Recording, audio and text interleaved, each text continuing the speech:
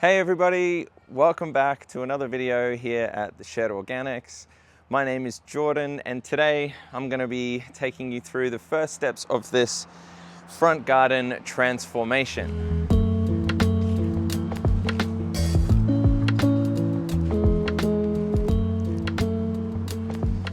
So this space was a totally unused space here on the property, and you know, being a gardener, it became very clear that I could transform this area into a bit of a food growing, herb growing, flower growing haven of sorts. Now, it doesn't look like much now, I know, but if you've been following along on some of the videos previously, you may have seen some small snippets as to how this transformation came to be where it is now, and essentially where it's heading. So today I'm going to be taking you on a bit of a tour of this front yard space and exactly what's gone into getting it to this stage so far and what the plans are coming up on the horizon. So first things first, obviously we laid down all of this cardboard. Now this area here where the cardboard is going to be our in-ground garden. I'm going to have a few rows going up and down with some pathway in between. So that's going to involve some mulch, even though it's already sort of all covered in leaves here from having some things chopped down. This whole area is going to have maybe 3 to 4 rows, depending on how many I can squeeze into this area. You will also see that there is some passion fruit that's already growing up along the fence here. I think it looks absolutely wonderful once it's grown up all the way along the fence. So we'll be able to get some passion fruits. I've got the red variety here, which is doing quite well. And then the golden or yellow variety coming in here as well. Now, they've just been planted straight into the grass, straight into the lawn. I did dig a little bit of a hole. You may have seen if you were following along, and hopefully they're going to do really well. The red one seems to be exploding out of the gate a lot more. They were the same size, and you can see that one has certainly exploded more than the other. Now, if we come around, I'll show you all the fruit trees again in a second, but I'll just give you an idea of the space. So coming round, we've got our compost pile. So this compost is now starting to really break down. It's sort of at the stage where it's larger pieces of organic matter. We've got leaves and sticks and things like that in there. All of this is starting to break down nicely. You might not be able to see because it's gotten a little bit dark down here now, but it's starting to look really wonderful. We're going to level that up today. We're going to be adding some amazing products. We're going to be turning all of that through once again, aerating the whole thing. It's even, look, well, I'll show you on film it afterwards. It's even got a little pumpkin seed that's growing out of the top of the compost pile. So we already know that it's somewhat fertile, which is amazing. All right, so let's take a little detour around the side of the greenhouse and end up in the fruit trees. Remember, forest stump. So we'll come around the back. There's a little bit of a channel here that can come through. So you can see I've cut a hole in the greenhouse there. So we've got some airflow and allow some pollinators to go in and work on the plants in there. But this little channel here is where the chickens can come through and through into this side of the garden. So I'll allow them to come through past this point and to be able to help fertilize and scratch around in this area. So we've got all forest mulch. Remember, this one is a Feijoa. Okay, Feijoa Celoiana. I think that's how you say it.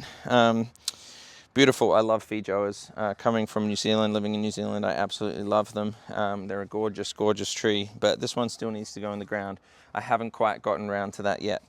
In the corner, okay, we've got a ladyfinger banana. This one is gorgeous already. It only had one leaf when I started, and there's plenty around. They're starting to really sort of go berserk and settle in. So this is going to be great for all of that organic matter. It's going to be great for chopping and dropping, and obviously then providing us with some bananas. I've never grown this variety of banana before, and I've never grown bananas in the ground, funnily enough, even though I've seen everybody doing it. So this is my chance to be able to do so as well. Remember, I just pulled this dead one off there. Goes straight back as mulch and soil. So coming down, okay, This one here, I believe, is an Emperor Mandarin. So this one's kicked off. It's really done well. All of this is new growth up here since we put it in, so all of that's nice and new. It's probably about 2 o'clock in the afternoon, whilst I just bust through a spider web. It's 2 o'clock in the afternoon now, so this is where we see the afternoon give it some shade along here, and you can see it sort of cascades over the fence line there. Now this one here, we've got a lemonade, a dwarf lemonade tree. So if you've ever had lemonade, they're so delicious. I've got one on the plant, if I can show you just around here. There's one already on the plant here, which is amazing. So I can't wait to try that. It'll be my first one off the plant. Now, coming down along the row, okay, a little bit further. Oh, I just stood on him. Okay, this one is a dwarf blood orange. Okay, so this one is really delicious. There we go, give you a little look. It's really delicious. This one has some really cool foliage. It's kind of small as well, but nice rich green foliage that's loving life again since it's been put in. Now I come down to the end here and I've got the fence. I've also got a little gate that I can go through if need be to come up this way, but this little channel, this passage that I'm walking along, is going to be where the fruit trees are, and the chickens are allowed to come and scratch under here and basically do their magic that chickens do. Okay, so next thing is this greenhouse. Obviously, you know, it's a tacky looking greenhouse. I've had it for ages. It's one of these sort of beginner pop-up ones that you can buy off all sorts of cheap stores online. But the reason I like it is it's keeping things very warm. So I've actually got the ability, I've laid down some cardboard in here. We've still got some of that ground cover plants coming through that were all around here. But to be honest, it's quite soft. You can see the chook pen up in the corner there. I've also got a pile of sticks and wood behind that wheelbarrow, which is really good for lizards, snakes, and things like that to come in and provide more sort of an ecosystem. Even frogs, as much as I don't like cane toads, you know, I want to try and avoid those, but other frogs and things will love that habitat. But this greenhouse is good because it's keeping things nice and warm. We've got some flowers in here, the comfrey's starting to come through. We've got our chili experiment down there. This one, a sneak peek preview, I had this beautiful growing cover crop and it was dug up by a bush turkey. So the experiment that we put in and showed you got dug up. But I'm going to be planting some more of that over this weekend to kind of get that cracking and going. As I said, the chili experiment is down there as well. And then the mother plant at the back, which is all kicking off. Over on this side, more flowers. One didn't make it because it's slightly too hot in here, but that's okay. Just trying to acclimatize them to some warmer conditions. And then some rosemary regrowing for some cuttings down the back there as well. I'll show you this quickly, the eggplant. You can see the eggplant is doing really well because of this warmth and the extra protection from the cold that this greenhouse provides. There's also a capsicum in there, but you can see a lot of the clover. There's some beans in there still that are coming through, vetch from the cover crop.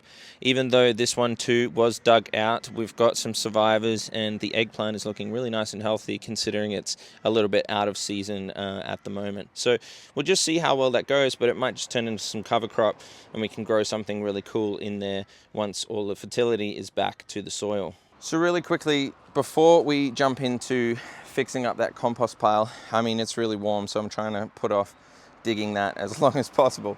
But before we start turning that compost pile, the reason I am turning it is because I want it to happen quicker. Now, you can just leave compost piles generally a long time and they will sort themselves out. That can fix the problem of having to turn it over all the time. And if you're well prepared in advance, then you'll have plenty of compost to go around all year round. But for someone like myself, I want to speed this process up. I want really healthy soil ASAP. So I'm going to be turning it nice and rapidly over the next few days and weeks to really make sure that we get as high quality soil as physically possible out of it. Now, there's a few things that we're going to do to add to it in a second, but first I'm going to tell you a little bit about the plan. As I said, this cardboarded area has nicely killed all of the grass that was here. You can still see a little bit of a line along the edge there. I'm a little bit skeptical as to how to control that, but hopefully once the the passion fruits grow over, then it'll sort of mitigate the need to whippersnip it and keep some control of that. But this whole cardboarded area is going to be in-ground beds and pathways. So I'm going to take that compost pile and we're going to create some mounds going this way along each of the garden beds and sort of build them up slightly on top of the cardboard. Now in between that, we're then going to roll some more mulch. That's going to be our pathways. I'm going to rotate between different mulches that I use to hopefully allow diversity of breakdown into the soil, not just one type of timber all the time, say like a pine one that we've got in the other garden beds, breaking down consistently, always producing the same nutrients. We want to vary it up. So that's going to go in between, make a nice outside pathway and cut throughs. Enough to get the wheelbarrow down if I need, but ultimately just enough to get people down to go and have a look. I can do a lot of it by hand. So as I said, we're going to have an outside path going around the outside and over this stump of a tree that's still breaking down the ground. That's going to be pathway down here. I'll also run a fence that's going to come along. And in this little gap here, so a couple of things. We've got the old door from the chicken coop that used to be out the back. I'm going to be putting an archway here in Rio mesh or concrete mesh, and that's going to become the entrance through here to this whole garden area. I'm then going to use more fencing to cut off this area from the chickens so that they don't come in and destroy all of the early seedlings. I will be able to allow them in here at certain times to be able to come and do their job, but for now they're going to stay over around this side of the house and around the fruit trees as well. So with this area, obviously I've got the door. Let me know what I can do with that. It's just I'll show you, it's an old piece of timber that I put together. It's treated pine, so I don't want to use it for anything growing related. And it's just got the mesh there. It's poorly painted because it was inserted in. That's covered in mud. But, you know, I don't want to throw it away, and it might be a good screen for some sort of pest or keeping the chickens out or something like that. See how I've repurposed this piece here to be able to stop anything going in, chickens or otherwise, to be able to go and get it, even though they will be able to climb up over the top. Actually, I did have this thing that I bought. Don't know if I have a video or a photo of it, but it was these kind of like glue together sort of mesh curtains that you might use in your kitchen or something to stop flies going through, and I thought that would work. But the whole thing, it was up by these like little sticky things, and it just kept falling down in the heat. So let me know if you've got any other ideas for that to stop possums going in. I'm hoping that they don't, but you never know. We're clever enough to go and find it at some point. So the door, but in this space, like I said, we're going to have the archway. That's going to be the entrance to the garden. All of this here, all of this ground cover, I really like. I haven't quite exactly worked out what it is, so I'd be keen for your thoughts on it. But essentially it's a weed. A lot of people think about this as a fast spreading weed, and it goes all the way up here. We've got some of the chicken bowls that I fill up for water and rainwater here. But this is going to kind of create some sort of carpet, and once eventually there's a bit of a canopy and I'm growing things up over the Rio mesh, then there'll be more room for this to come through as well.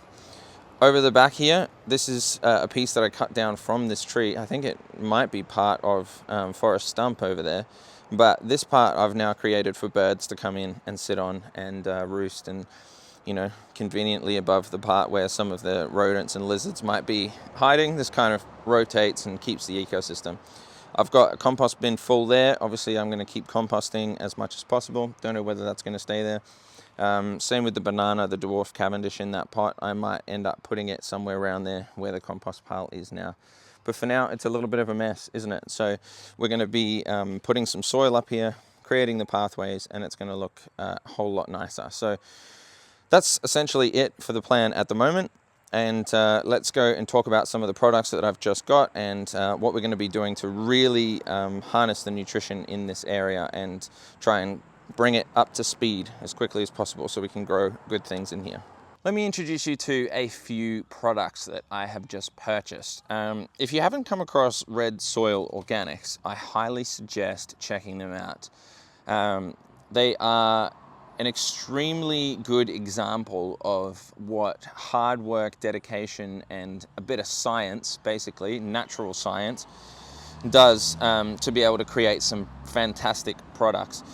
It's run by Kane up on the Sunshine Coast, or Gympie, I should say, a little bit further north than the Sunshine Coast, up in Gympie in Queensland. And Kane is develop these products, a compost here, and 2 different liquid products that I've purchased. I've also got a bag of their biofermented, their biochar, their fermented biochar, which is Morpheus fermented, so it means it's had a little bit of their compost in there as well. That's a fabulous product. We're going to be using that to sprinkle and work into the layers on tops of the beds here. But for now, we're not going to use it. I've also got another bag of this out the back as well, and intend to use more as we go into it. But their Morpheus blend is an incredible process to be able to get this really rich, essentially microbe-rich compost that's been through many stages of different fermentations and breakdown processes to really get the most insane compost blend that you can possibly imagine. I'm not doing it any justice by trying to explain my version of what it is, but I highly suggest you go and check it out on the website. You'll see Kane exploring all of the processes behind making Morpheus, and he's actually run a few courses up there as well, which Steve and I attended in the early days of the Shed Organics. Now, that's the Morpheus blend. It's a compost. It's going to be going into this pile here to really start to kickstart all of that microbial activity. I'm going to try and keep it cool, keep it moist, keep it perfect, so that all of this compost is not going to heat up and get too hot. But you know, ideally, we want it to really start to work together. The Morpheus is going to spread all of those wonderful microbes throughout the rest of the pile. We're also going to be adding 2 of these products today, as well as giving them a spray on the rest of the fruit trees and things as well. The first one that we've got here is this FBE. It's called the Fermented Biodynamic Extract. This is essentially a microbe powerhouse. It brings together biodynamic farming and Korean natural farming, or KNF, methods, which have been proven time and time again as to why they are so good. So this is wonderful. You can even use it on the chook bedding and everything, and your livestock skin and everything like this.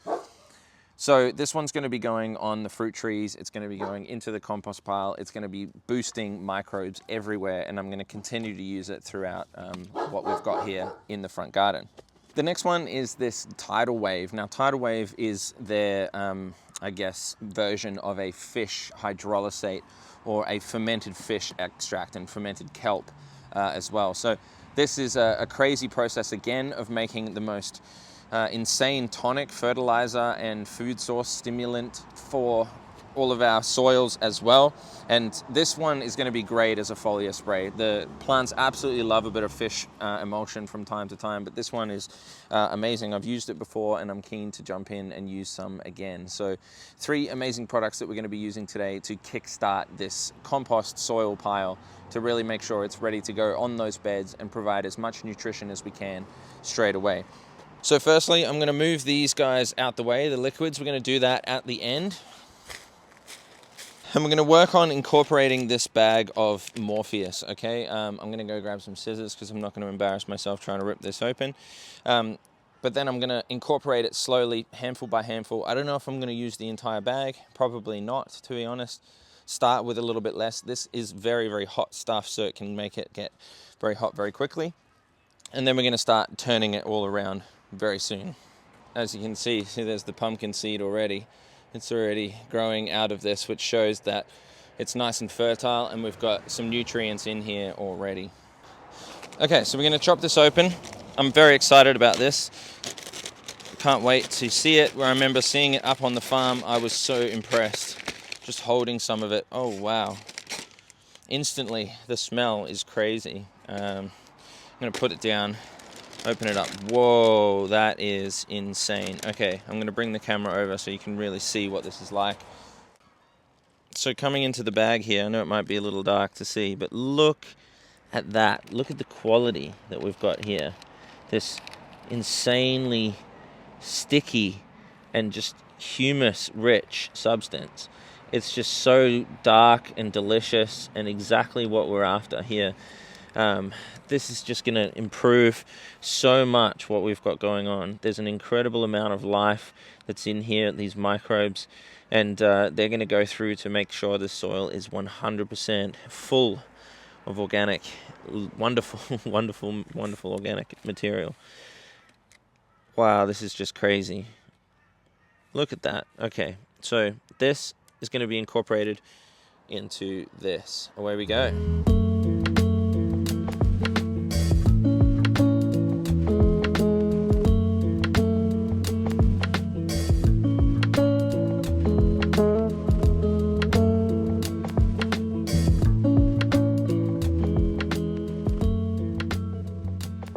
Wow, so this stuff really is just amazing. If I come up to the camera, I mean, it's not doing it justice in the 0.5, but the smell, oh, it clears your sinuses, that's for sure. Woo! It smells like it smells like I'm handling fresh cow manure, but on steroids, if that makes sense. So I'm kind of sprinkling some more on the rest of the pile here, just kind of working it into this top layer. This is what's gonna help kind of water it through as well, with some of the moisture that comes into it. I can't explain to you the smell of this, it's just crazy, but on the hands, on the feet, okay? So important for us to have access to these microbes and to get it and to smell it and to really get some of these biologicals all over you. It's just so good for your immune system, for your microbiome. And, if you're not living in harmony with all of this, then what are you doing, So we're involved. We've got our feet firmly planted in all of this. We're up to nearly our waist there with a nice big pile. I'd say that's probably a cubic meter or so, maybe a bit more if I'm generous, now that we've fluffed it up. So the next job, okay, we're going to put some of that water in, and then we're just going to generally water the pile, cover it up with the tarp, and kind of leave it to sit in its own fermentation, I guess. So I'm thoroughly impressed by this. I'm going to even put a bit more on. I just can't stop getting it out. Oh wow, it's just fabulous. So thank you, Kane. This is wonderful, mate. Maybe I can come up and show people how it's all done up on the farm one day. So next job is to add in these liquid feeds. The first one we're going to go with is the Tidal Wave, the fermented kelp and fish biological. Now this one, seeing as we're using compost, the compost one, this says anywhere from 100 ml to a litre for every meter squared. So for that, because that's roughly, a meter cubed, I should say, because that's roughly a meter cubed, I can do anywhere from a litre. This whole thing is a litre, so I'm not going to put this whole thing in there. But we're going to do maybe somewhere around the 100 ml mark to really saturate it in, get it really kick-started. So it's got these handy measurements on the top. All you have to do is pop one side here, okay? Wow, woo, that stinks. That's insane. That's actually insane. Oh, I've got to be really careful this doesn't go on my clothes, otherwise my wife's gonna kill me. So you squeeze it gently, okay, and it will fill up, and we can see the measurement going up towards 100 ml there. You might not be able to see that so far away. And we're gonna pour that straight in. Now, there's 8 liters of water it's being diluted into. Oh, that's crazy. I cannot fathom how I'm gonna be spraying this all over the garden and not have the place stink. But anyway, that one's wonderful. You know what they say is, like, if it really, really stinks, it's generally really, really good for your garden. Another one, okay, that probably will stink a little bit, maybe not so much. This one is the fermented biodynamic extract and adaptogenic microbes. So this is the fusion of KNF and biodynamic. Let's have a look at the rates of use on here. Actually, they don't have it on this bottle. What I have done though is looked up how much I was going to use. So you can pretty much go to town with this stuff. Like, it's pretty harmless. It says diluted up to 1 to 1,000. So if I've got 8 liters, I really don't need very much of this. But I'm going to use probably like about half as much, I'd say. This one's got about 60, oh no, there's a bit more in there. There's about 80 mils already in here. So let's use that 80 mils. Let's just go ahead and be really brave and just throw a whole bunch in. We want to really insanely just go to town with these microbes. Let me have a little sniff whilst it's here. Wow, that doesn't smell so bad at all. That smells kind of like almost sweet and tangy. It's got this weird, so that might not be so bad, spraying everywhere, but again, another biological powerhouse. So these two products going in, that's all we're using today.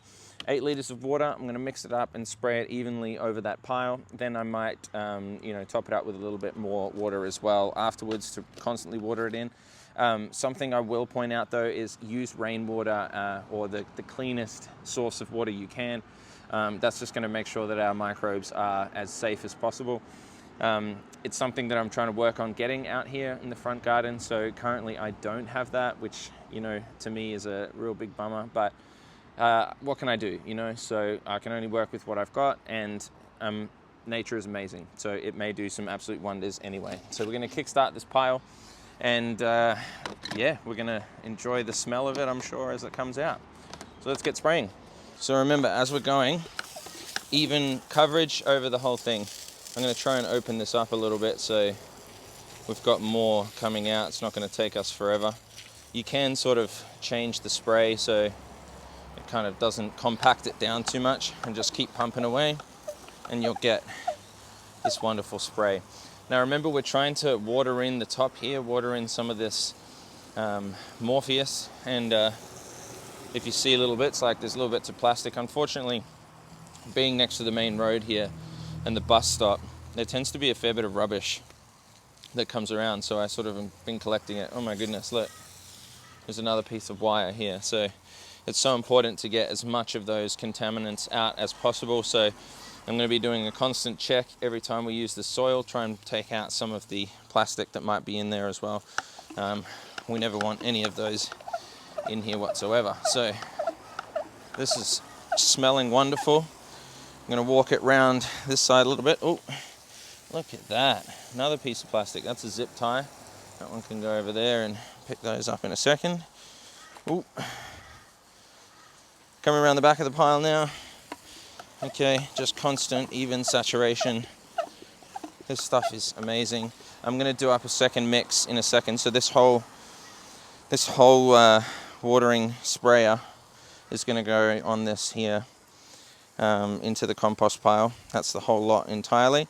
And then I'll refill it at a slightly less strong rate with both sprays, and that's going to go round onto the trees and the fruit trees and things like that.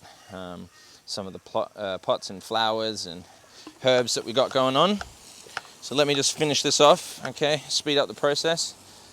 I think it's really important to take time with your compost piles and to really be present with them.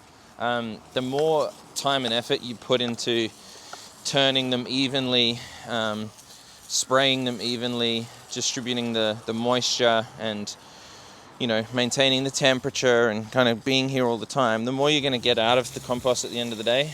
I am finding so much plastic here. This is terrible.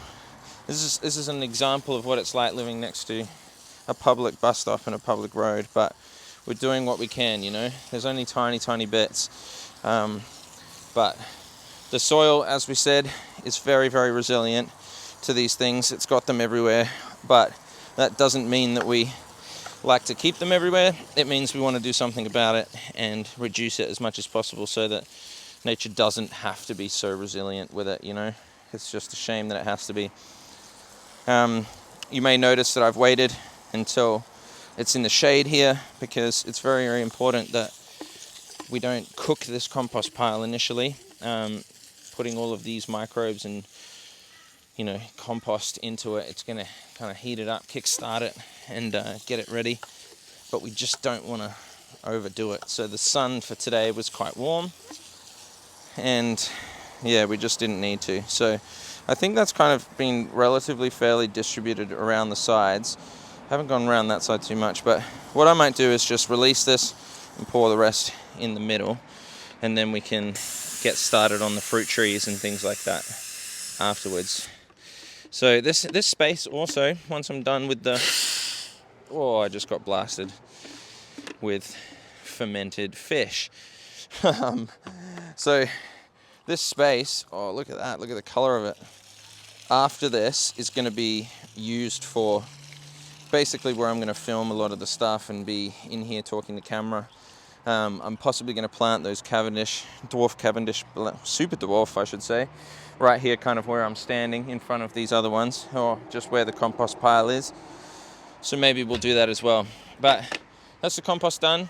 I think maybe a touch more water in a second just to finish it off. Then I'll put the tarp on, and that one's done.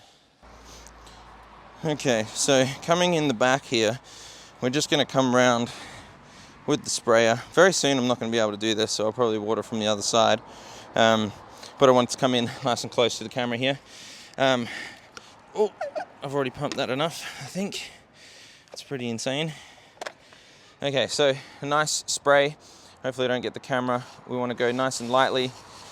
You can also get underneath the leaves as well. I'm going to be careful because I don't want to spray the camera, but we're just going to give this a nice drenching, getting it on all of the leaves, making sure it's entirely coated. And then I like to stick a little bit down there by the bottom of the roots or the stem, just to make sure some sort of going into the soil there. But even just this soil drench and having it on their leaves, they're going to be able to use it. They're also probably going to do better with it in the morning, first thing, if I'm honest. Okay, so normally you might do a spray like this in the morning, but due to filming times today, and I think the plants are not going to complain about, when they're being sprayed. So let's go around the back of this one. Same thing. Okay, just a nice coating all over the leaves. This one I can sort of get underneath a little bit more and make sure it's entirely coated. This is therapeutic as well because you get to check your plants at the same time. You get to be here overseeing everything and really taking the time to make sure each one of them is looking healthy and happy. But man, this makes me so happy to start getting some really awesome products and nutrients into the ground. I know how good these quality nutrients are, and being able to just start applying them into the garden and getting things kick-started, it's just such a joy for me to see. So I know these plants are going to absolutely thrive from this. So why wouldn't you, hey? Let's keep going. Just picture all of those diverse microbes just going straight in, interacting with the soil, and just loving life, making deals with plant roots. A bit more for the compost pile because we're here. Turning around, got the banana down the back here as well. The banana needs some love. Okay, banana absolutely loves a bit of fish and food. It's just dying for it probably at the moment. It's just been put in the ground, and I mean, it's loving being in the ground, but it's nice to also be sprayed. So moving around. Okay, I'm just going to finish all of these off and come back around and see you again in a second. All right, I've taken a seat on the uncomfortable stump just to round up. Compost pile is finished. Okay, we turned it all over. Remember, we added the Morpheus compost blend as well, and we sprayed our biological fish and the FBE, the fermented biological extract, and I'm excited. The plants are gonna love this. They're gonna thrive in the next few days. That compost pile is gonna fire up. It's gonna be ready for rich soil to be planted on this cardboard area that I'm now sitting. To be honest, I'm very pleased to get it not looking like broken down cardboard, but it is a process. You need to go through sometimes it not looking so good to then end up looking so good afterwards, and all the effort that's been put in. There's been lots that's going on. Finally, we've got a really nice hot sunny day. It's insanely warm today, and it's just, now it's our chance to be able to get out in the garden, start doing some things, move things along, and get to a point where this garden is going to be thriving, full of plants. So I think in terms of goals for this space, I want to be growing a bit of food. I want to be growing some fruit and things that I like. Man, it's hot in this sun, so I'm going to wrap this up pretty quickly. But some fruit and things that I thought I might like, some passion fruits and things like that, some citrus. But I think the primary focus is I want to have something that each plant has its many uses, not just for maybe being able to eat some of them, but also some of the medicinal plants, the medicinal herbs. that you can make tinctures out of, you can make teas, you can use rubs and salves and balms and lotions and all sorts. Like for instance, the rosemary, like I'm putting in more rosemary over there, that's really good for your scalp and for your hair and to help hair regrowth and things like that. And all of these things where you can use them for not just one thing, one purpose, but are some more ancient used medicines that we've used for long, long times. Because I'm not going to be able to grow enough vegetables to feed too many people here, and I also want to diversify. I want to be growing a whole lot of different things. So unless this whole area was sort of dedicated to real food crop production, it's not a big enough area to be able to provide a decent amount of food all the time. So instead of turning it into a productive one, I'm going to turn it into more of an experiment and an instructional, educational garden in terms of being able to share some more content with you about how I'm growing stuff and the things that I'm liking to use and how we turn this front lawn, like it's literally just an unused patch of grass, into a thriving ecosystem in hopefully not too long. So if you enjoyed this video, if you've made it this far, I really appreciate you coming along and joining the journey. It's been really exciting to share this with you. So please drop a comment. Let me know what you're enjoying about this. What do you think I should do with the space? Any tips, pointers, anything that you like? And let's learn together. Let's go along this process. So yeah, please comment down below, subscribe, follow along, join the channel. Hit me up on all the social medias. Let me know what's going on, what you're into at the moment, what's growing. And if you can get yourself some of those Red Soil Organics products, they'll be in the link below, so you can smell some of that for yourself and get it on your hands and feel nice and healthy. So enjoy your lives out there and stay positive. Make sure you're having a wonderful week and enjoy the sunshine. Get some vitamin D on that skin. It's just it does wonders for the soul. So we'll see you again soon. Thanks for watching.